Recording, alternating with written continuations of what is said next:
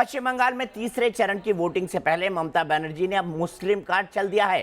चंडी पाठ और गोत्र बताने वाली ममता अब कह रही हैं कि मुस्लिमों का वोट किसी हाल में बंटना नहीं चाहिए। मुस्लिम वोटरों को लुभाने में जुटे ओवैसी और अब्बास सिद्दीकी को ममता ने बीजेपी का एजेंट बता दिया। ममता लोगों से कह रही है कि इन पर भरोसा मत करो। अब सवाल यह है कि क्या ममता अपनी स्थिति खराब होने के खौफ में मुस्लिम कार्ड खेल रही हैं? क्या ममता बनर्जी इस बार ध्रुवीकरण के चक्रव्यूह में बुरी तरह फंस गई हैं? খেলা হবে জয় বাংলা।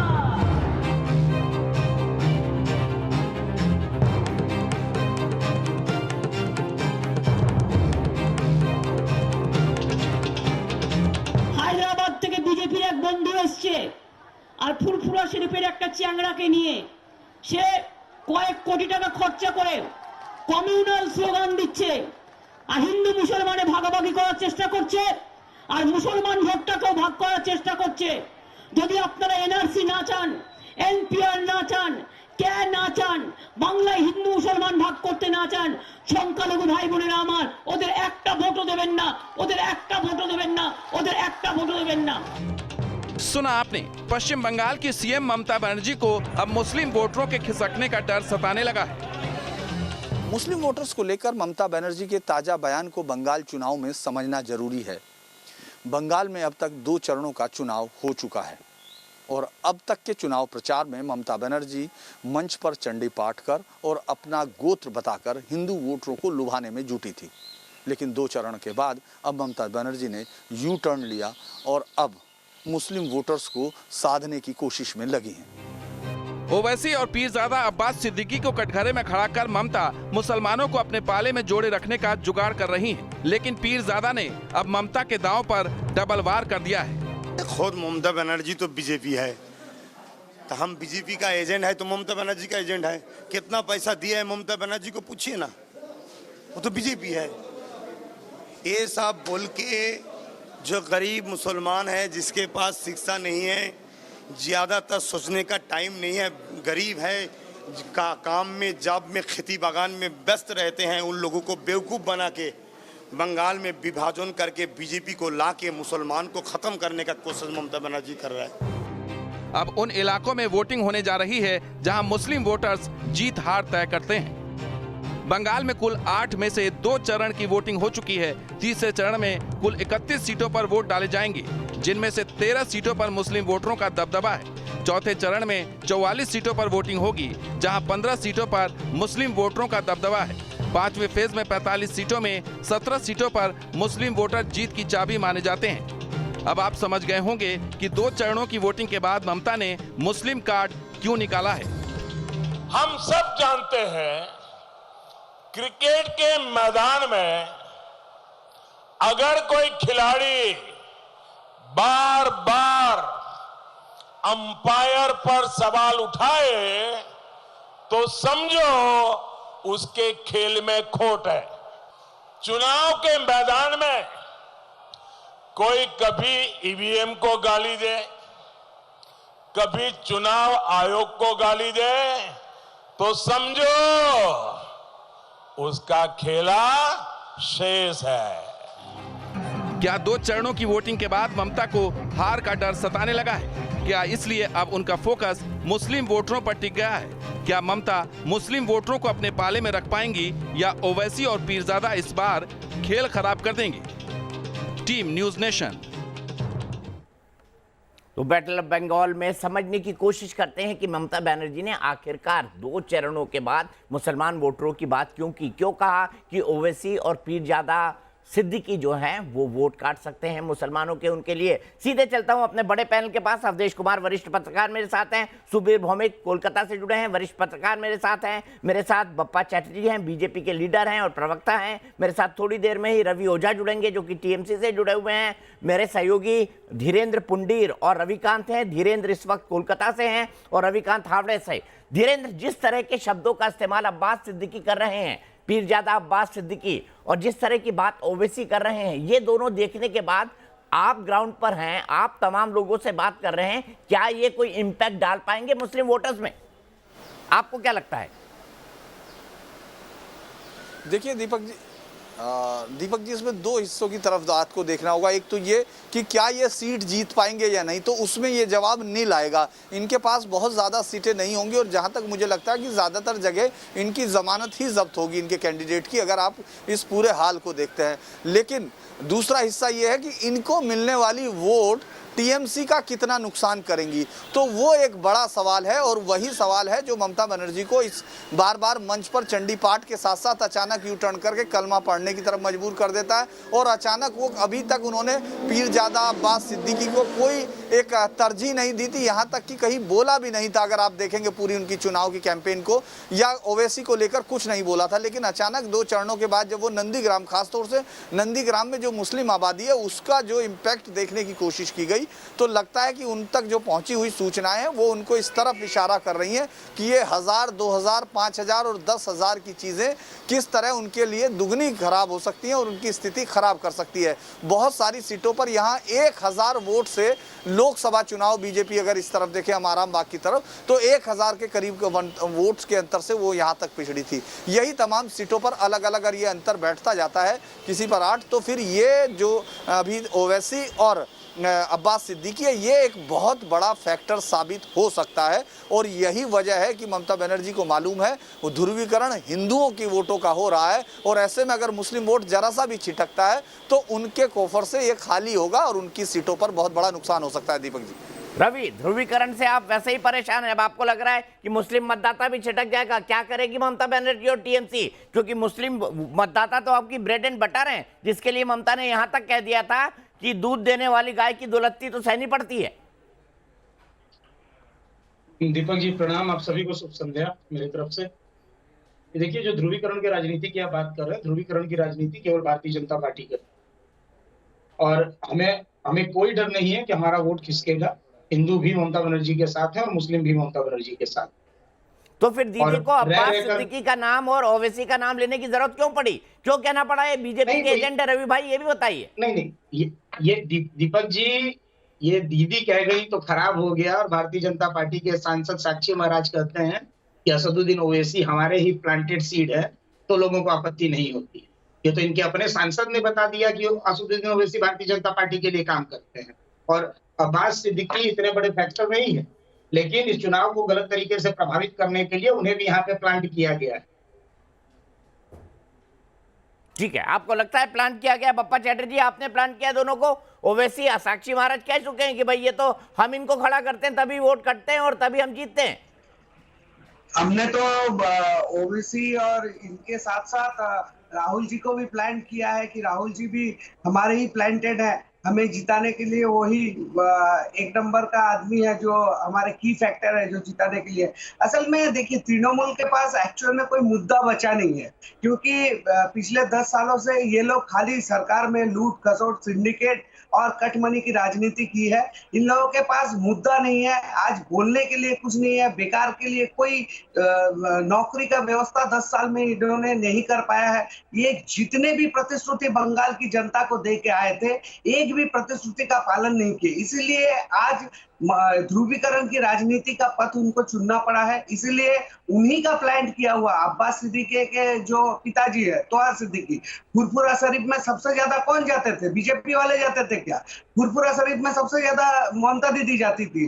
तोहार सिद्दीकी किसके आदमी है? ममता दीदी के आदमी है, उन्हीं के बेटे अब्बास सिद्दीकी है। तो ये जो सिद्दीकी कंपनी है और बाकी जिनके भी आप बात बता रहे हैं, मुस्लिम वोटर को रिझाने का, मुस्लिम वोटर को बुर्बक बना के उन लोगों के माथे पे नमक रख के बैर खाने का काम ममता बनर्जी की है। अगर ऐसा नहीं होता तो बंगाल के मुसलमान आज वंचित नहीं होते। बंगाल के मुसलमान के हाथ में आज कोई नौकरी नहीं है। बंगाल के मुसलमान एरिया में आप चल जाइएगा तो एक हॉस्पिटल नहीं मिलेगा, एक अच्छा स्वास्थ्य केंद्र नहीं मिलेगा। एक उन लोगों का लाइफस्टाइल, बंगाल के मुसलमान का लाइफस्टाइल आप अगर टैली करके देखिए दूसरे प्रदेशों के साथ, तो बंगाल का मुसलमान का लाइफस्टाइल सबसे खराब है। रवि भाई के पास जीवन धारण करने का बप्पा जी रुक जाइए, आपने लंबी बात कही। रवि भाई मुझे ये बताइए, बंगाल के मुसलमानों को, इमामों को भत्ता देने के अलावा, जिसके बाद आपको पंडितों को देना पड़ गया, तुष्टीकरण करने के अलावा आपने बंगाल के मुसलमानों के उत्थान के लिए क्या किया? बंगाल का मुसलमान सबसे पिछड़े हुए मुसलमानों से एक माना जाता है। रवि ओझा जी,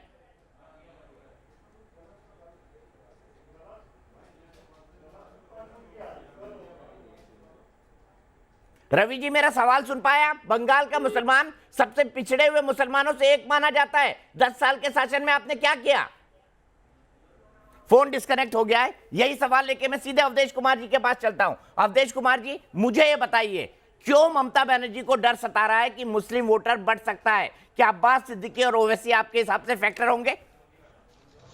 देखिए, ऐसा है कि अब्बास सिद्दीकी और ये ओवैसी बहुत बड़ा फैक्टर जिसे हम लोग शुद्ध चुनाव विश्लेषण कहते हैं नहीं होंगे, लेकिन उनका असर दूसरे रूप में होगा।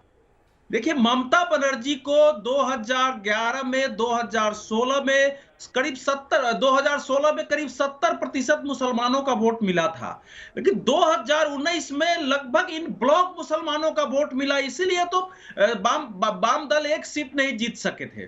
तो उनको, अगर इसमें से मेरा मानना है, जिस ढंग की लड़ाई चल रही है, ममता को भय ये है कि अगर मुसलमानों में से 2-4% वोट भी खिसक गया तो इससे कितनी सीटों पर अंतर आ जाएगा और वो चुनाव हार सकती हैं। तो इस मायने में दूसरी बात यह है कि इन दोनों के आने से भारतीय जनता पार्टी ने जैसे इनको मुद्दा बनाया है कि किस ढंग से ये ममता तुष्टीकरण कर रही है और कैसे हो रहा है, और उसमें ये दो भी कूद पड़े हैं, तो उसके कारण जो हिंदू ध्रुवीकरण की बात हो रही, मैं ध्रुवीकरण शब्द नहीं कहता हूं, मैं आलोड़न शब्द का प्रयोग कर रहा हूं कि पश्चिम बंगाल के हिंदुओं में एक आलोड़न हो रहा है, वो जो भय कायम हुआ है उससे भी ममता बनर्जी भयभीत है।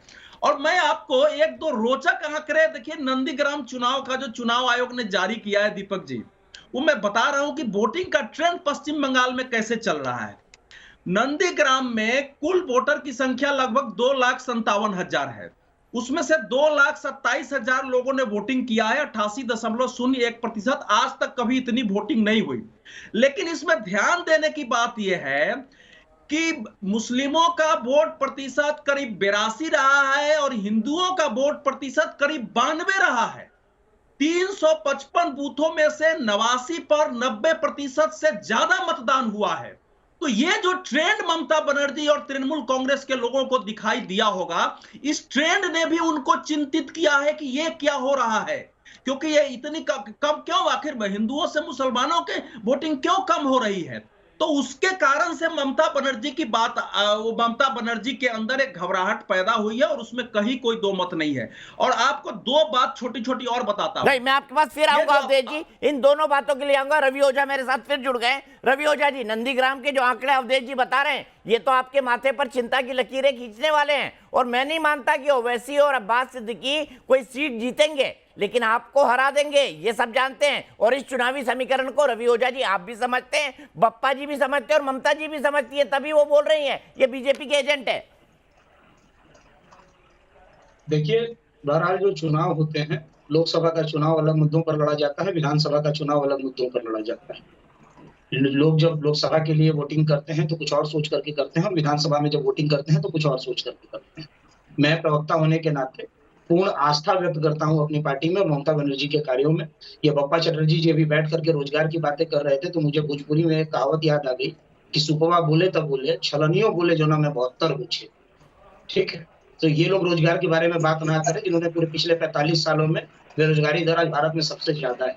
2 करोड़ नौकरियों का क्या हुआ। और जब आप पश्चिम बंगाल में रोजगार की बात करते हैं, विकास के बारे में बात करते हैं, तो हम हिंदू मुस्लिम के ऊपर बात करना नहीं चाहते, हम जाति समीकरण के ऊपर बात करना नहीं चाहते। हम बात करना चाहते हैं उन 1 करोड़ 60 लाख नौकरियों की जो पिछले 10 सालों में ममता बनर्जी ने पश्चिम बंगाल में दिया है। और ये मैं अपने मुंह से नहीं कहता। मुस्लिम नौजवानों को कितने दी रवि, ये भी बता दीजिए, क्योंकि अब्बास सिद्दीकी कह रहे हैं कि सबसे ज्यादा चला गया है मुस्लिम नौजवान।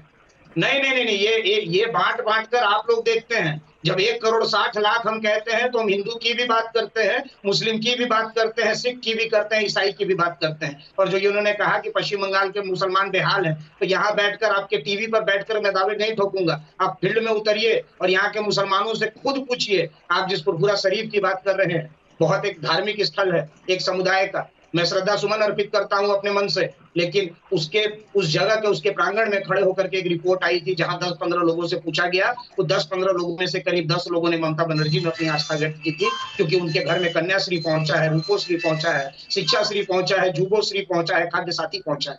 कहाँ जी रहे हैं आप? ये ध्रुवीकरण की राजनीति अगर पर ये अगर भारतीय जनता पार्टी वाले अगर करते इतनी हैं। अच्छी स्थिति है फिर तो ममता जी को ये भी नहीं कहना चाहिए था कि ओवैसी और अब्बास सिद्दीकी से सावधान रहे। मैं एक ब्रेक के लिए रुक रहा हूं, ब्रेक के बाद रविकांत और सुबीर भौमिक जी से शुरू करूंगा। कई महत्वपूर्ण सवाल मेरे दिमाग के अंदर है और दिमाग के अंदर ये भी सवाल है कि 2 फेज तक तो दीदी इस पर खामोश रही, तीसरे फेज के पहले क्यों बोला? क्योंकि अब होने वाले हैं उन सीटों के चुनाव जहां पर मुस्लिम बहुमत में है। कुछ कुछ सीटें ऐसी है जहां 60 से 70% मुसलमान हैं एक असेंबली कॉन्स्टिट्यूएंसी में। उनमें क्या होगा देखेंगे ब्रेक के बाद।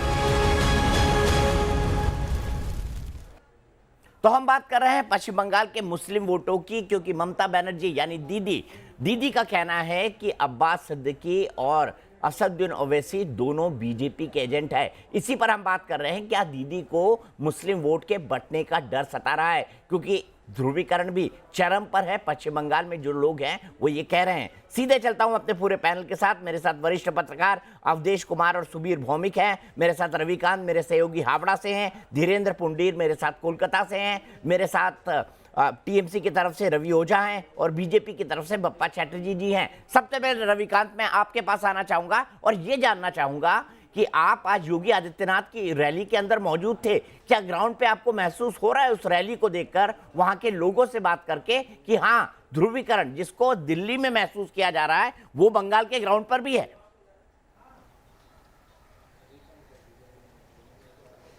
दीपक जी, सबसे महत्वपूर्ण बात यह है कि ममता बनर्जी डे 1 से ये प्रयास कर रही थी कि जो 30% वोट बैंक है उसमें सेंध ना लगे।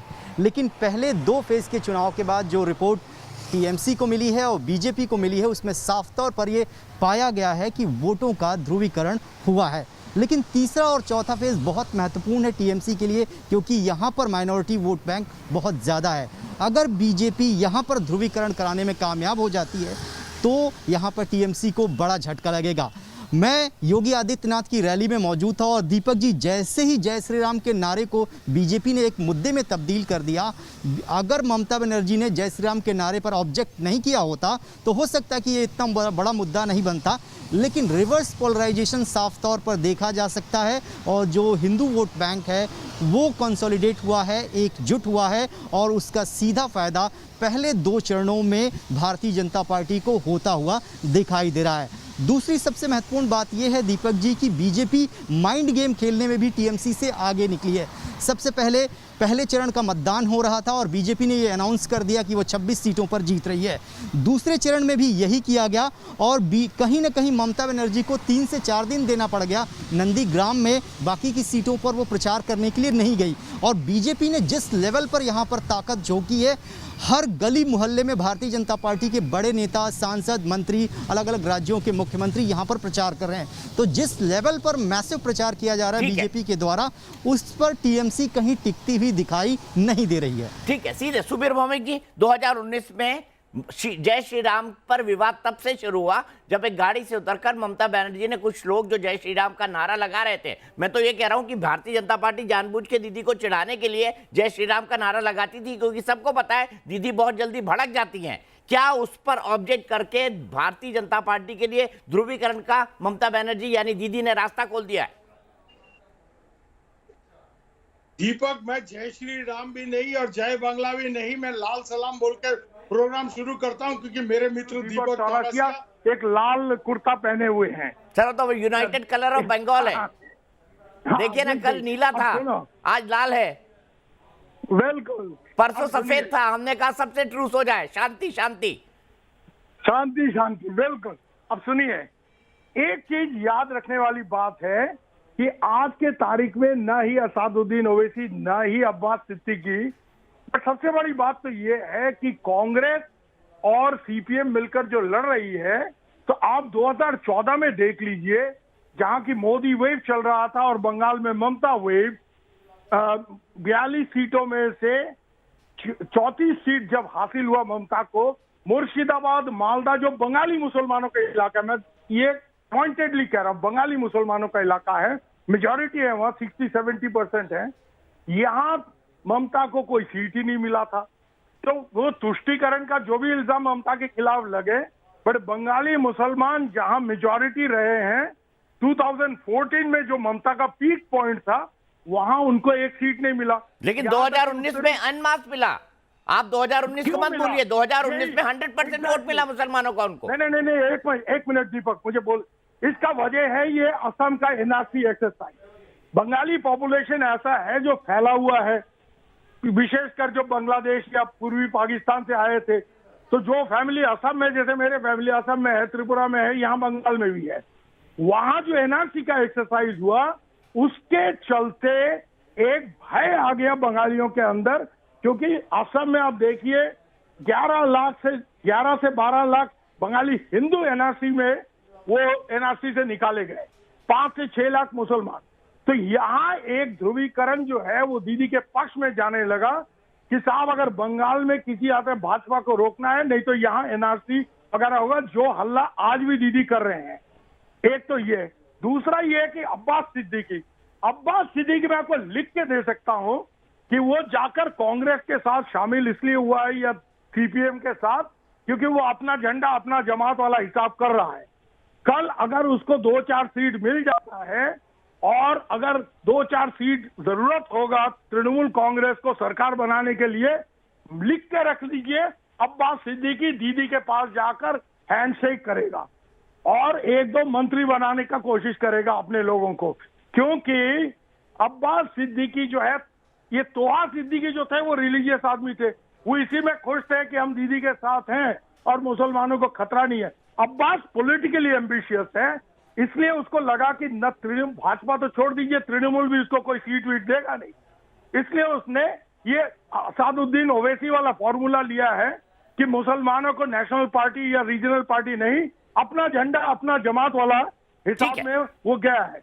उसको 2-4 सीट मिलेगा तो लिख के रखिए, वो सरकार बनाने का अगर जरूरत पड़ेगा वो दीदी के साथ जाके हाथ मिलाएगा। लेकिन सवाल ये है कि 2-4 सीट दीदी की कम पड़ेगी, बप्पा ऐसी नौबत आएगी, क्योंकि बंगाल में जो भी फैसला हुआ है आर्या पार का हुआ है, सीधे बहुमत मिलता है और एक पार्टी हारती है।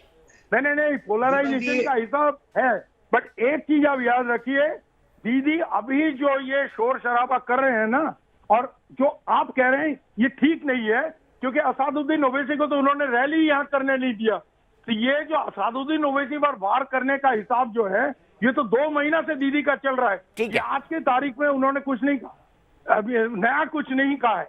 और सबसे बड़ी बात तो ये है कि मुस्लिम जो वोट बैंक है, ये अगर ये उनके पास तो था नहीं पूरा, ये हमने आपको 2014 का जो आंकड़े दिखाए हैं, लेकिन 2019 का आंकड़ा भी हमको देखना चाहिए। सीधे चलता हूं बप्पा चैटर्जी के पास। बप्पा चैटर्जी, या तो एक पार्टी हारती है या एक पार्टी जीतती है, हंग असेंबली है जिसे हम त्रिशंकु विधानसभा कहते हैं, ऐसी परिस्थिति आज तक पश्चिम बंगाल में कभी भी नहीं आई। क्या आपको लगता है इस बार ऐसा होगा?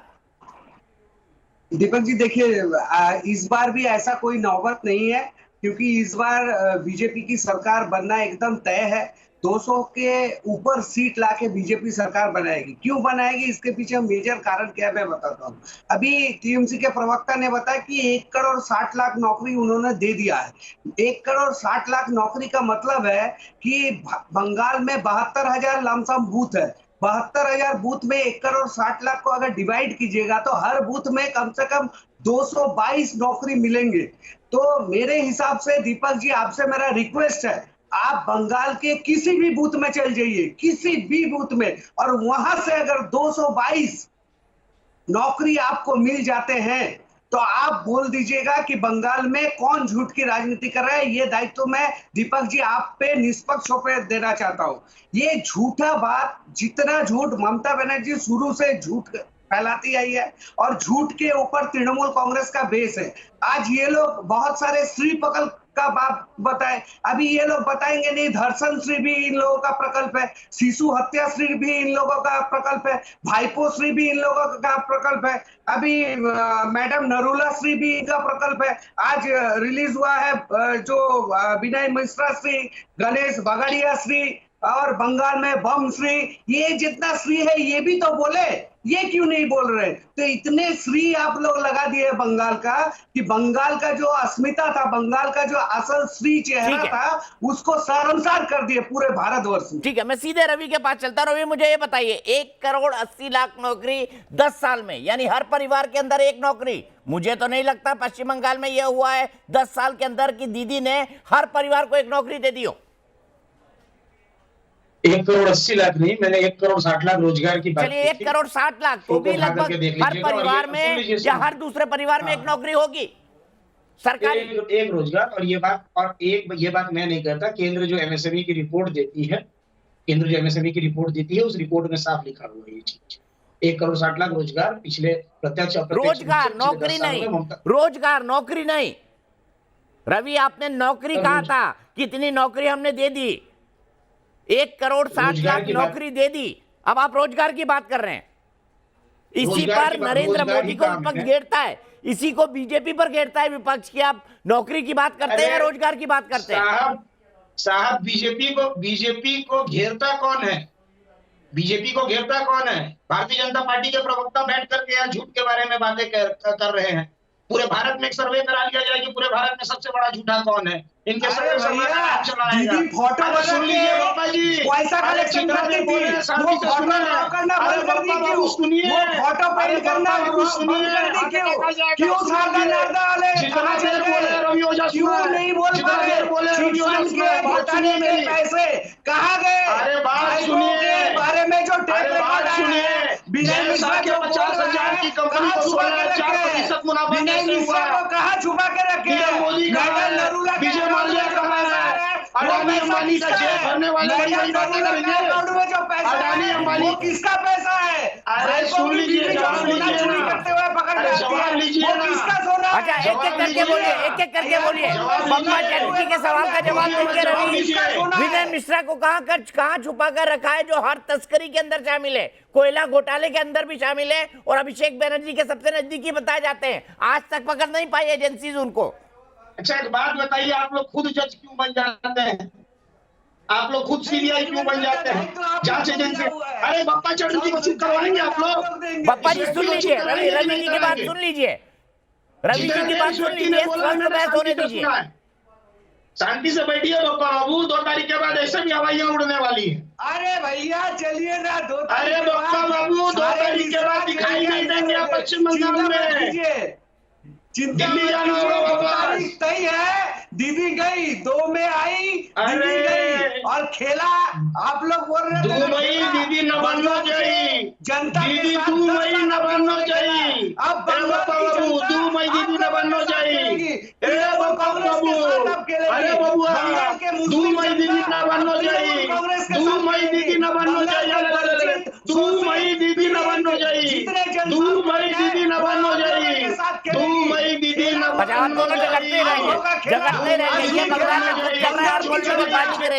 लेकिन आखिरी सवाल के लिए अवधेश कुमार जी के पास चलता हूं। अवधेश कुमार जी, क्या माइंड गेम के अंदर ये माइंड गेम सिर्फ टीवी पर खेला जा रहा है, बंगाल की रैलियों में खेला जा रहा है, या जमीन पर भी आपको दिखाई देता है? अगर आंकड़ों का एनालिसिस करें उसके हिसाब से, जैसे नंदीग्राम के बड़े दिलचस्प आंकड़े आपने बताए, माइंड गेम खेलने में बीजेपी माहिर है, इसमें कोई दो राय नहीं। लेकिन क्या ममता बनर्जी की जो साख रही, ममता बनर्जी का जो ऑरा रहा, ममता बनर्जी की जो लड़ाका की छवि रही, उसको उस तिलिस्म को क्या पूरी तरह से तोड़ने में कामयाब रही है बीजेपी? देखिए, भारतीय जनता पार्टी ने अपनी रणनीति के तहत ये तो स्वीकार करना पड़ेगा कि 2016 के बाद से पश्चिम बंगाल में एक व्यापक पैमाने पर जो आलोड़न की स्थिति पैदा की है, उससे वहां की राजनीति अस्त व्यस्त हुई है। उसमें उथल पुथल की स्थिति है, वो जनता के अंदर भी है, जिसको आप माइंड गेम कह रहे हैं, वो नीचे तक भी गया है। अगर नहीं जाता तो नंदीग्राम में ही आपने देखा अमित शाह के रोड शो में खुल के उतनी संख्या में लोग आ रहे हैं। हुगली और बाकी जगह डर से लोग नहीं निकलते थे, वो लोग निकल रहे हैं। तो यहां तक तो भारतीय जनता पार्टी को सफलता मिली है। और एक बड़ा वर्ग का मानना यह है, वहां जो पहले से थे, एक बड़ा वर्ग जो कि वामपंथियों में भी था, जो कि तृणमूल कांग्रेस में था। आखिर मैं पूछ रहा हूं कि तृणमूल कांग्रेस से भाजपा में जाना तो समझ में आता है, अगर बीजेपी का माइंड गेम सफल नहीं हुआ तो कम्युनिस्ट पार्टियों से, सीपीएम से इतनी बड़ी संख्या में भाजपा में जाकर और वो सारे नेता आज हिंदुत्व क्यों बोलने लगे हैं? तो यह प्रमाण है कि एक चर्निंग जो है अंदर हुई है और माइंड में रहा है। जहां तक ममता बनर्जी का प्रश्न है, देखिए मैं पहले दिन से कह रहा हूं कि जैसे इस समय राष्ट्रीय स्तर पर नरेंद्र मोदी की लोकप्रियता के मुकाबले कोई नेता का कद उतना बड़ा नहीं है, पश्चिम बंगाल में इस समय भी ममता बनर्जी के कद का कोई दूसरा नेता खड़ा नहीं हुआ है। लेकिन इस चुनाव के दौरान, खासकर 2019 लोकसभा के चुनाव के बाद से जो उन्होंने कदम उठाए हैं महिलाओं के लिए, एक अलग संगठन बना के प्रचार करो, बोंगो क्या है वो अलग संगठन बनाओ, चंडी पाठ करो, गुंडा कहो, उत्तर प्रदेश गुजराती लोग उत्तर प्रदेश और बिहार के गुंडों को बुला करके यहाँ का ये सब भाषा बोल करके फिर एक चोट साधारण सी लग गई। उस चोट को इतना बड़ा मुद्दा बना करके उन्होंने अपना कद, अपने जुझारूपन के चरित्र, इस सबको कमजोर किया है। धीरेन्द्र, मैं आपसे जानना चाहता हूं यहाँ पर, मुझे बताइए क्या ममता बनर्जी की एक गलती रही कि नेशनल लेवल पर फिगर होने के लिए उन्होंने लगातार बंगाल में रहकर भारतीय जनता पार्टी पर हमला किया, जबकि वो सिर्फ बंगाल तक सीमित थी? उनको पता था उनके राष्ट्रीय एम्बिशन पूरे नहीं होंगे। क्या उनकी ये गलती रही स्ट्रैटेजिक राजनीतिक तौर पर?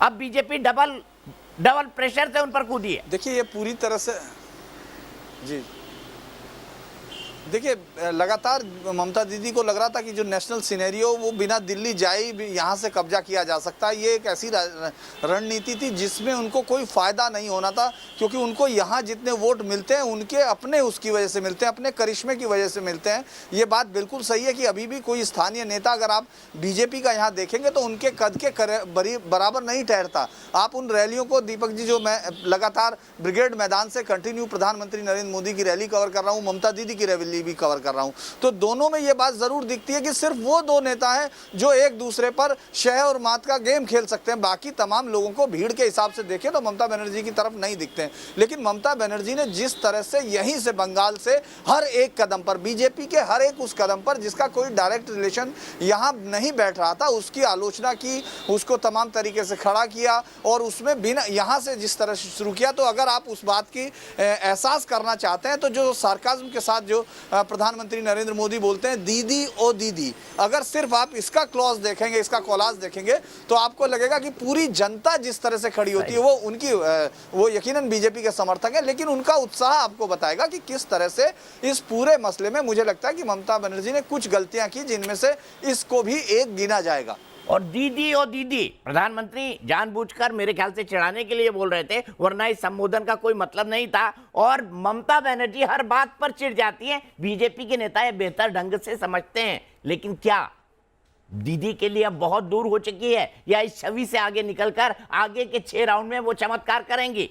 चमत्कार को नमस्कार होता है चुनाव के अंदर, लेकिन आगे क्या होगा इस पर 5 से 6 रोज हमारी बहस, रोज हमारा विश्लेषण जारी रहेगा। कल भी मिलेंगे 5 बजे बैटल ऑफ बंगाल में।